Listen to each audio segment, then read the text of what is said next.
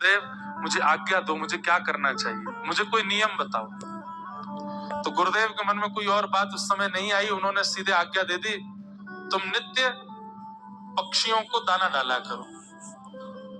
अब व्यक्ति सुनकर के बोला ये कोई नियम तो नहीं है, आप मुझे नाम जप का नियम देते, गंगा स्नान का नियम देते, ठाकुर जी की सेवा का नियम देते और कोई पाठ का नियम देते, ये कैसा नियम दिया है कि पक्षियों को दाना डालो। गुरुदेव बोले अब जो नियम मन में आया मैंने बोल दिया, अब तुम जानो, करना हो तो करो। उस व्यक्ति ने कहा कि गुरु आज्ञा में इतनी सामर्थ्य है, सब जगह बोलते हैं, करके दिखता हूं, ठाकुर जी मिलेंगे कि नहीं। नित्य पक्षियों को दाना डालने लगा। 1 दिन 2 दिन 1 महीना 10 महीना 1 वर्ष 2 वर्ष 4 वर्ष 5 वर्ष बीतते चले गए। नित्य बेनागा होकर के पक्षियों को दाना डालता था। पहले 50 पक्षी आते थे, फिर 100 होने लगे, 150 होने लगे, 1000 होने लगे, 10,000 होने लगे, अब तो लाखों की तादाद तक पक्षी पहुंचने लगे।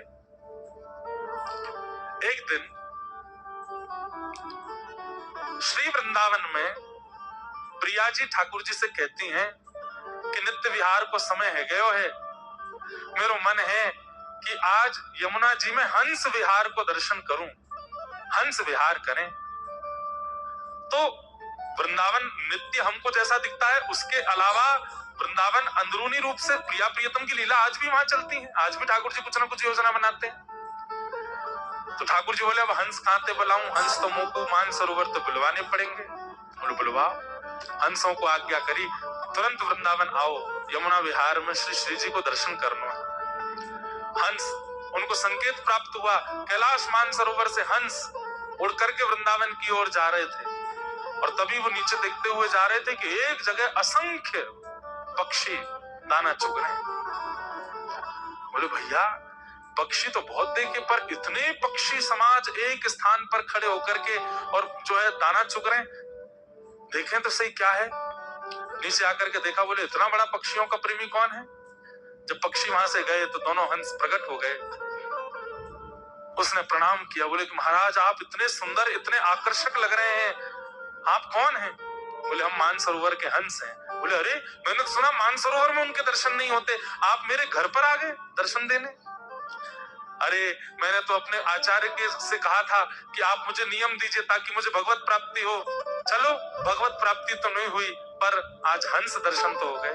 हंस बोले तुम पक्षियों को दाना किस भाव से खिलाते हो। बोले कि मेरे आचार्य ने आज्ञा की कि इससे तुमको भगवत दर्शन होंगे। अच्छा तुम भगवत दर्शन की भावना से गुरु आज्ञा मान के पक्षियों की सेवा करते। बोले जी। हंस प्रसन्न हो गए। बोले तुमने अपने गुरु के प्रति इतनी निष्ठा रखी, इतना भाव रखा। अब हंस तो कोई सामान्य पक्षी थोड़ी है, ठाकुर जी जिनको प्रेम भर के देखते हैं, पूरी दुनिया ठाकुर जी को प्रेम भर के देखे और ठाकुर जी और श्री जी को प्रेम भर के देखे, वो हंस है। तो हंस को सामान्य थोड़े, वो तो इच्छा प्रकट कर दे तो जो जैसे ठाकुर जी इच्छा प्रकट करके कुछ भी कर सकते हैं, हंस भी कर सकते हैं। हंसों ने तुरंत ब्रह्मा जी को आवाहन किया, ब्रह्मा जी प्रकट हो गए। बोले कि इनके कितने दिन बचे हैं जीवन के। बोले कि बस कुछ क्षण और बचे।